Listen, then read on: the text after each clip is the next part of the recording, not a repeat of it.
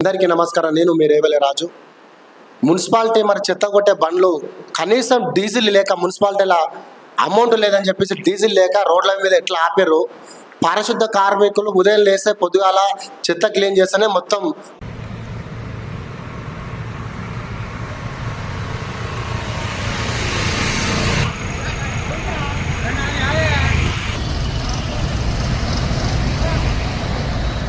భారతదేశం అంతా క్లీన్ ఉంటుంది, తెలంగాణ కూడా క్లీన్ ఉంటుంది.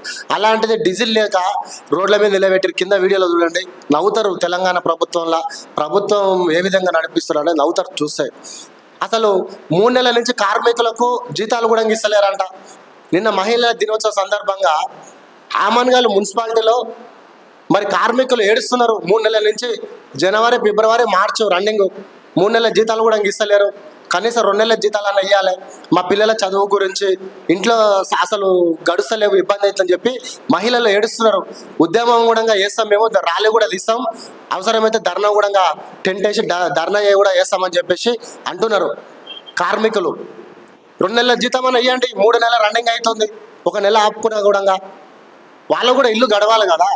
కనీసము వాళ్ళకి నెల జీతం, మున్సిపాలిటీ కార్మికులకు జీతం ఇస్తేనే కదా ఇల్లు గండ్లు పిల్లల చదువు గురించి దానికో దీనికి ఉపయోగపడతాయి. వచ్చే జీతం 8,000 10,000 వస్తాయి వాళ్ళకు కూడా. అది కూడా ఇవ్వకపోతే 3 నెలల దాకా ఆపుకుంటే వాళ్ళు ఇల్లు ఎడంగా గడుస్తుంది, ఎట్లా అవుతుంది?